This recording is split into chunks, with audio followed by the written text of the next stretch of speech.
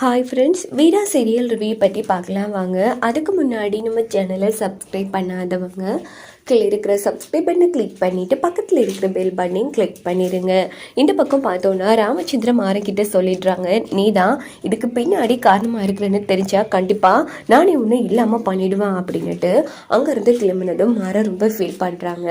அப்படின்னு பார்த்து தனியாக வீரா வந்து நம்ம மாறின அழைச்சிட்டு வந்து இங்கே பாரு, எனக்கு ஒரே ஒரு சந்தேகம் மட்டும்தான்.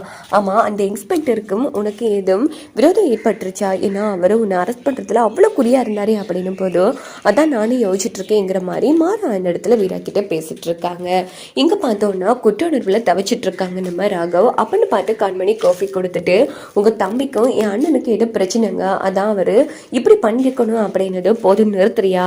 எந்த ஒரு மோட்டிவும் கிடையாது, இது தெரியாமல் நடந்த ஒரு ஆக்சிடென்ட், தயவு பண்ணி என்ன தொல்லை பண்ணாத அப்படின்னு ராகவ் வந்து கண்மணி கிட்ட சத்தம் போட்டதும் கண்மணி கோபிச்சுட்டு போயிடுறாங்க. கொஞ்ச நேரம் கழிச்சு கண்மணி வந்து சமாதானப்படுத்தி ராகவ் வந்து என்ன பண்றாங்கன்னா ஒரு ஹோட்டலுக்கு சாப்பிட்றதுக்காக அழைச்சிட்டு வராங்க. அப்படின்னு பார்த்து 2 பேரும் சாப்பாடு ஆர்டர் பண்ணிட்டு இருக்கும்போது நம்ம ராகவுக்கு ஒரு ஃபோன் கால் வருது. கண்மணி, நீ இங்கே இரு, சிக்னல் ப்ராப்ளமாக இருக்குது, நான் தள்ளி நின்று பேசிட்டு வரேன் அப்படின்னுட்டு ராகவ் ஃபோன் பேசலான்னு வராங்க. அப்படின்னு பார்த்து மாறனுக்கு எதிர்ப்பாக சாட்சி சொன்னாங்க இல்லையா அந்த பிஸ்னஸ், அவங்க வந்து ராகவ் முன்னாடி நிற்கிறாங்க. என்ன சார், ரொம்ப சந்தோஷமா இருக்கீங்க போல இருக்கே அப்படின்னும் போது, ஏய் இப்போ எதுக்கு நீங்கள் வந்து இங்கே பாருங்க சார், நீங்கள் தான் உங்கள் தம்பியை வந்து இப்படி மாட்டி விட்டீங்கன்னு நல்லாவே தெரியும், நீங்கள் நல்லபடியாக எஸ்கேப் ஆகிட்டீங்களே சார்.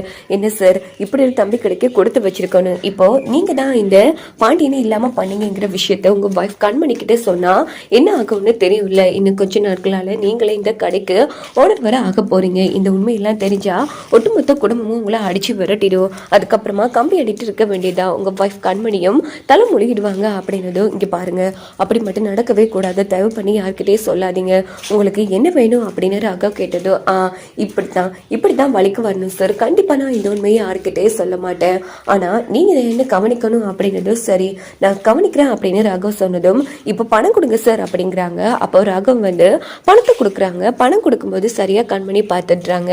அந்த ஆள் போனது நேராக கண்மணி வந்து எங்க யாரு அப்படின்னு போதும், அது ஃப்ரெண்டோட அப்பா, ஃப்ரெண்டுக்கு அவசரமா பணம் வேணும்னு கேட்டா அதான் கொடுத்தா அப்படின்னு ரொம்ப பதட்டமா ஏதேதோ சொல்லி சமாளிச்சிடுறாங்க ராகவ். அதுக்கப்புறமா வீட்டுக்கு வந்ததும் நம்ம ராமச்சந்திரன் வந்து ஒரு கையெழுத்து போட சொல்றாங்க ராகவா. அப்படின்னு பார்த்து தண்ணி ஊத்தின்னு பேப்பர் வந்து நினைச்சு போயிடுது. அப்பா சாரி அப்படின்னதும், பரவாயில்ல விடுறா, உன் தம்பியை அரெஸ்ட் ஆக போறான்னு நீ ஃபீல் பண்றியா, அவன் பண்ண தப்புக்கு அனுபவிக்கட்டும், நீ ஃபீல் பண்ணாத அப்படின்னு ராமச்சந்திரன் சொன்னதும் ராகவ் ரொம்ப பதட்டமா உள்ள போய் அந்த விட்னஸ் சொன்னதையும் யோசிச்சுட்டு இருக்காங்க. அப்படின்னு பார்த்து மாறன் வராங்க ரூமுக்கு.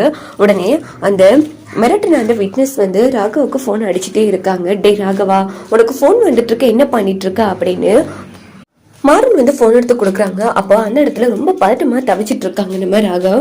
அப்படின்னு பார்த்து பதட்டத்தில் ஃபோனை கீழே போட்டது, டேய் என்னடா ஆச்சு உனக்கு, ஏன்டா இப்படி பண்ணிட்டு இருக்கு, ஏதோ பிரச்சனையா சொல்லு அப்படின்னதும், இல்லடா அதெல்லாம் ஒன்றும் இல்லை அப்படின்னு ஒஃபான ஃபோனை வந்து ஆன் பண்ணி எடுக்கிறாங்க. மறுபடியும் அந்த விட்னஸ் ஃபோன் அடிக்கிறாங்க. இல்லை ஏதோ தப்பாக நடக்குது, இங்கே பாரு, ஒழுங்கா எதுவாக இருந்தாலும் என்கிட்ட தைரியமாக சொல்லுடா, நீ வரை இப்படி பதட்டமாக திடீர்த்த பார்த்தா விட்டா நான் தான் இதெல்லாம் பண்ணி நீ ஒத்துப்ப போல இருக்கே, இங்கே பாரு எதுவாக இருந்தாலும் என்கிட்ட சொல்லு அப்படி. இங்க பாருமாரா, அந்த விட்னஸ் இருக்கான் இல்லையா, அவன் இன்னைக்கு நாங்க ஹோட்டலுக்கு போன டைம் என்ன நடந்துச்சு அப்படின்னு உடனே அவன் மிரட்டி பணம் கேட்கிற எல்லா விஷயத்தையுமே ராகவ் மாறக்கிட்ட சொன்னதும் மாற அதிர்ச்சியாராங்க. என்னடா சொல்ற?